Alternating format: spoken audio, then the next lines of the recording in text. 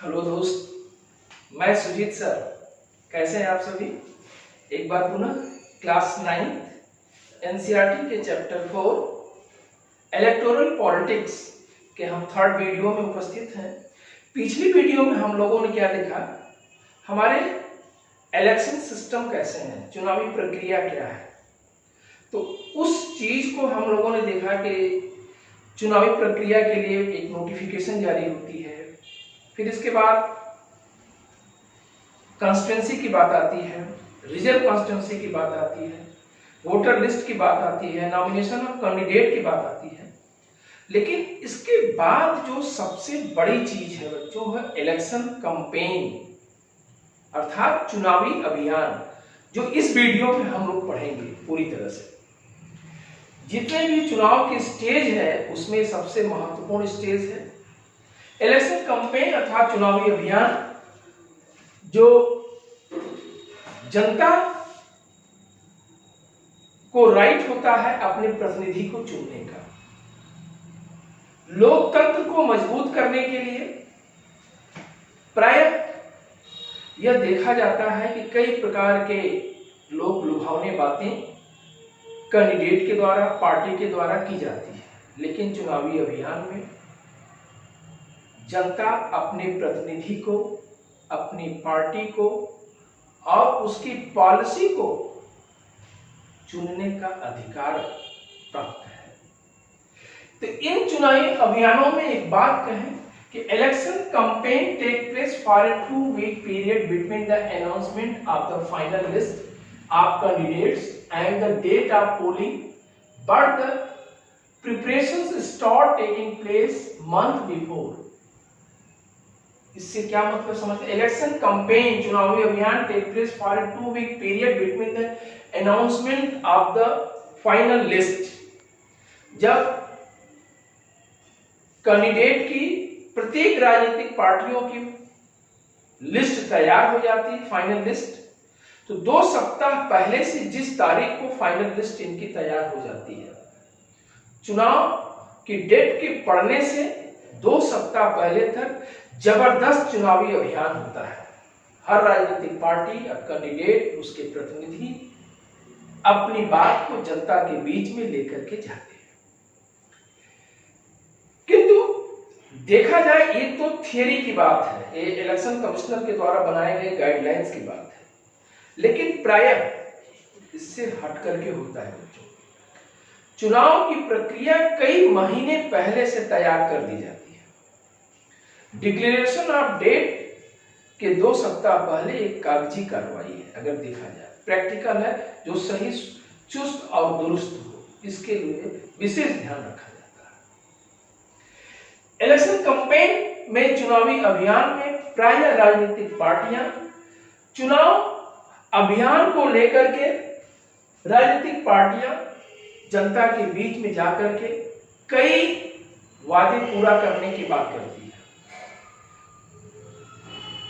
मत पत्रों को या जनमत को आकर्षित करने के लिए अपनी तरफ, जनमत को आकर्षित करने के लिए अपनी तरफ ऐसे वादे करते हैं जैसे लगता है कि इससे अच्छी कोई पार्टी नहीं। उसी को राजनीतिक पार्टी स्लोगन के रूप में जनता के बीच में ले जाते हैं।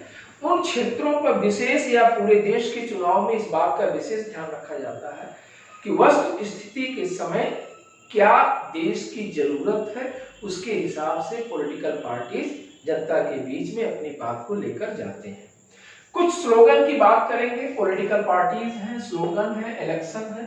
इलेक्शन कैंपेन के समय क्या क्या बातें की गई भारतीय चुनाव में, हम बात करते हैं। Indian national Congress party Lok Sabha चुनाव की 1971 में इंदिरा गांधी जी एक बड़ा ब्रांड एम्बेसडर कांग्रेस पार्टी के रूप में बन करके जनता के बीच में चुनावी अभियान को लेकर के आगे बढ़ी। उनका स्लोगन था गरीबी हटाओ देश बचाओ, कि भारत को गरीबी से मुक्ति दिलाना इस पार्टी की अर्थात कांग्रेस पार्टी की पहली और अंतिम प्राथमिकता है। पहले देश में जो करोड़ों की आबादी भूख से मर रही है, देश उसके लिए पार्टी प्रतिबद्ध है। गरीबी से निजात दिला करके जनता को गरीब मुक्त भारत बनाएगी, एक मजबूत भारत बनाएगी, सशक्त भारत बनाएगी। 1971 में लोकसभा के चुनाव में इंदिरा गांधी जी ने ऐसा स्लोगन दिया और सक्सेस भी रहा और पार्टी जीत करके अपनी सरकार में। लेकिन आगे फिर 2-4 और इलेक्शन कैंपेन के समय के स्लोगन देखते हैं। जनता पार्टी सेव डेमोक्रेसी लोकसभा 1977 के चुनाव में बच्चों जनता पार्टी की सरकार में लोकतंत्र बचाओ इंदिरा भगाओ का नारा दिया। इसके पीछे क्या कारण था? 1975 में इंदिरा गांधी की गवर्नमेंट ने देश में इमरजेंसी लागू कर दिया था। इमरजेंसी अर्थात आपातकाल की स्थिति बच्चों। जब ऐसी परिस्थितियां देश में आ गई, प्रेस की आवाज को बंद कर दिया गया, सिटीजन्स के राइट को निलंबित कर दिया गया। स्वतंत्र देश में एक मजबूत लोकतंत्र में नागरिकों के अधिकार को कुंद कर देना यह बहुत बड़ी बात थी। 1975 में ऐसा इंदिरा गांधी की सरकार ने किया। इसी को चुनावी मुद्दा बना करके जनता पार्टी ने लोकतंत्र बचाओ देश बचाओ, लोकतंत्र बचाओ इंदिरा हटाओ का स्लोगन दिया। और 1977 में सफल रही पार्टी। अब पहली बार नॉन कांग्रेसी गैर कांग्रेसी सरकार हमारे देश में बनती, जनता पार्टी की सरकार बनती है। मोरारजी देसाई इसके प्रधानमंत्री बनते हैं। इंदिरा गांधी और कांग्रेस पार्टी बुरी तरह से हार गई, एक मिलीजुली सरकार ही बनी। इसी प्रकार अगर बात करें राज्य विधानसभाओं के चुनाव में, तो आंध्र प्रदेश का एग्जाम्पल लेते हैं। तेलुगु देशम पार्टी जिसके लीडर थे NT Rama Rao, protect the self respect of the तेलुगुओं के आत्मसम्मान का आंदोलन चलाते हैं, तेलुगु भाषा के लिए आंदोलन चलाते हैं। आंध्र प्रदेश में 1983 में एनटी रामाराव इसके लीडर थे और सफल रहते हैं। इस प्रकार हम देखते हैं कि तमाम आंदोलन स्लोगन के आधार पर इलेक्शन कैंपेन की जाती है। अगर हम करंट में देखें बच्चों 2014-2019 के चुनाव में, तो कांग्रेस पार्टी के वर्तमान जो ब्रांड एम्बेसडर है राहुल गांधी जी को ले लीजिए, उन्होंने अब होगा न्याय 2019 के इलेक्शन में कहा। अब होगा न्याय से क्या मतलब जनता के बीच में, कि जनता के साथ जो इनजस्टिस हुआ है अब उसके साथ न्याय होगा। बीजेपी की सरकार ने 2014 में जो किया था, ये 2019 के लोकसभा चुनाव में कांग्रेस का मेन स्लोगन था। उसी प्रकार बीजेपी के स्लोगन क्या थे 2014 में, कि गुड डेज आर कमिंग, अच्छे दिन आने वाले हैं, सबका साथ सबका विकास, सबका विश्वास मिलना चाहिए। फिर लोकसभा चुनाव के 2019 में काम रुके ना देश झुकेगा। बीजेपी ने स्लोगन दिया काम रुके ना देश झुके ना। अब ब्रांड एम्बेसडर नरेंद्र मोदी जी को प्रस्तुत किया। एक बार पुनः 2019 में बीजेपी पार्टी जीतती है और उसकी सरकार बनती है। और जो सबका साथ सबका विकास सबका विश्वास पाने की बात थी, जनता ने इस पार्टी को एक बार पुनः प्रदान किया और देश के विकास पर जनता के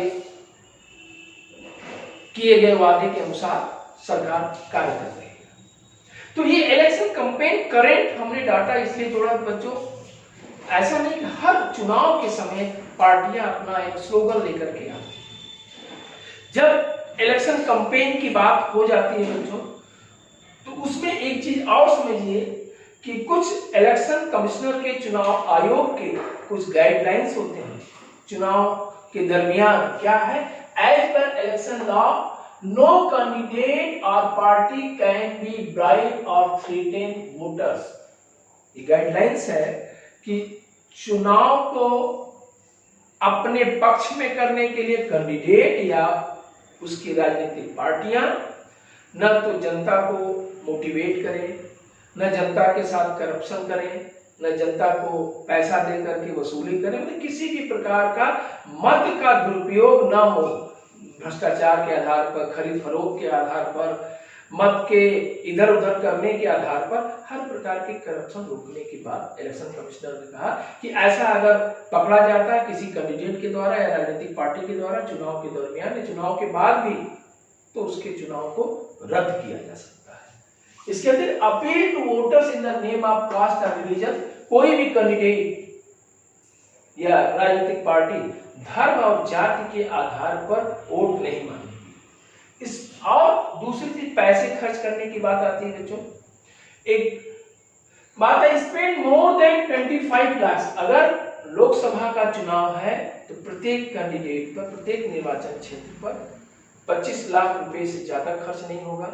विधानसभा का चुनाव है, असेंबली का, तो 10 लाख रुपए से ज्यादा खर्च नहीं होगा। अर्थात राज्य के विधानसभा चुनाव में एक निर्वाचन क्षेत्र पर 10 लाख रुपया और लोकसभा के चुनाव पर एक पूरे कॉन्स्टिट्यूएंसी में 25 लाख रुपए से ज्यादा खर्च नहीं होगा। ऐसी गाइडलाइन बनाई गई है, लेकिन प्राय देखने को मिलता है कि थियरी और प्रैक्टिकल में बड़ा अंतर है बच्चों। बहुत पैसे खर्च होते हैं चुनाव में। लोकतंत्र को मजबूत करने के लिए कह लीजिए या पार्टी को मजबूत करने के लिए प्रैक्टिकल में कुछ चीजें होती हैं, लेकिन हमें थियरी ज्यादा जानकारी है। आपके परीक्षा में इन पॉइंट्स को पूछता है इलेक्शन कैंपेन, या क्या इलेक्शन कमिश्नर की गाइडलाइंस होते हैं, क्या इलेक्शन लॉ है जिसके तहत कि कैंडिडेट के वोट को थ्रेटन्स न किया जाए, उसके वोट को बरगलाया न किया जा सके, करप्शन नाम की कोई चीज न हो। ये सारी बातें गाइडलाइंस होती है। Use government resources for election campaign, राजनीतिक पार्टियां सरकारी संसाधनों का प्रयोग न करें। इसके अतिरिक्त एक और, जैसे ही डिक्लेरेशन ऑफ डेट, चुनाव की तिथि की घोषणा चुनाव आयोग के द्वारा हो जाती है बच्चों, तो code of conduct as per model code of conduct for election campaign, no party और कैंडिडेट कैन। नो पार्टी से क्या मतलब है, आचार संहिता से क्या मतलब है बच्चों। आचार संहिता वह चीज है कि जिस तारीख से चुनाव की घोषणा हो जाती है, लोकसभा की चुनाव हो चाहे राज्य विधानसभा के चुनाव हो, खासतौर से लोकसभा को हम फोकस करते हैं, कोई भी राजनीतिक party use any place of worship for election propaganda, किसी धार्मिक स्थल को चुनाव प्रचार के लिए यूज नहीं कर सकती है। ये आचार संहिता के तहत आता है। Use government vehicle aircraft and official for election, election के चुनाव के लिए सरकारी गाड़ी का, सरकारी व्हीकल्स का, सरकारी जहाज का, ऑफिस के सरकारी दस्तावेजों का या किसी भी प्रकार के सरकारी धन का प्रयोग नहीं कर सकती है। ये आचार संहिता के अंतर्गत आता है। Once election are announced, minister shall not lay foundation stones of any project, no any announced big policy। अर्थात जैसे ही चुनाव की घोषणा हो जाती है, वर्तमान में बनी राजनीतिक पार्टी का कोई भी मंत्री, मंत्रिमंडल का या पूरी कैबिनेट कोई नई घोषणा नहीं कर सकता है, कोई नया स्मारक नहीं बना सकता है, कोई नया एजेंडा नहीं ला सकता है जिससे कि वोट प्रभावित हो। कोई नई पॉलिसी, चाहे रोजगार से संबंधित हो, चाहे सार्वजनिक स्थल बनाने की बात हो, बड़े स्टोन स्मारक बनाने की बात हो कि बड़ा स्मारक या बड़ा उद्योग या बड़ा रोजगार स्थापित करने के लिए ये सरकार की पॉलिसी है। ये सारी चीजें कोड ऑफ कंडक्ट के अंतर्गत आती है कि जिस दिनांक से चुनाव की घोषणा हो जाती है, कोई भी राजनीतिक पार्टी या कैंडिडेट या मिनिस्टर इस प्रकार की कोई भी घोषणा सत्ता में रहते हुए नहीं कर सकता है, अन्यथा यह आचार संहिता का उल्लंघन होगा और उसके चुनाव को रद्द किया जा सकता है। ऐसी कार्रवाई के दरमियान अगर चुनाव आयोग संज्ञान में लेता है और वो पकड़ा जाता है, तो ये हुई हमारे इलेक्शन कैंपेन की बात। अब आती है बात बच्चों अंतिम इलेक्शन कैंपेन के बाद पोलिंग। अब इतनी सब कुछ होने के बाद पोलिंग की बात आती है, अर्थात मतगणना, मतदान करना और मतगणना करना। कि चुनावी अभियान के बाद जो दूसरी चीज है polling and counting of votes, polling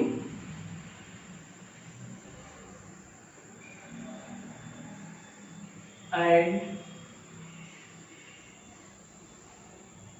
counting of votes. दो बातें हैं बच्चों।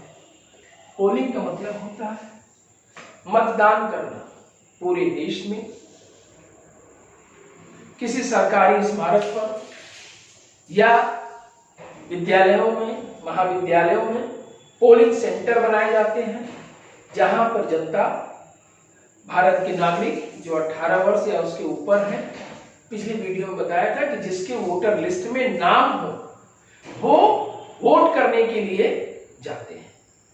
वहां पर जाकर के वो अपना वोट देते हैं अपने मनपसंद पार्टी का, जो कि गोपनीय मतदान पड़ता है। ये होता है वोट। पहले, बहुत पहले बच्चों, जब चुनाव होता था तो बैलेट पेपर होता था, जिसमें कैंडिडेट जाकर के अपने चुनाव चिन्ह पार्टी के आगे ठप्पा लगाता था, मुहर, बैलेट पेपर। लेकिन आज के दौर में डिजिटल जितनी क्रांति हुई है, ये 20वीं सदी के बाद 21वीं सदी की स्टार्टिंग में ही 2004 से ही ईवीएम, इलेक्ट्रॉनिक वोटिंग मशीन के द्वारा वोट की जाती है।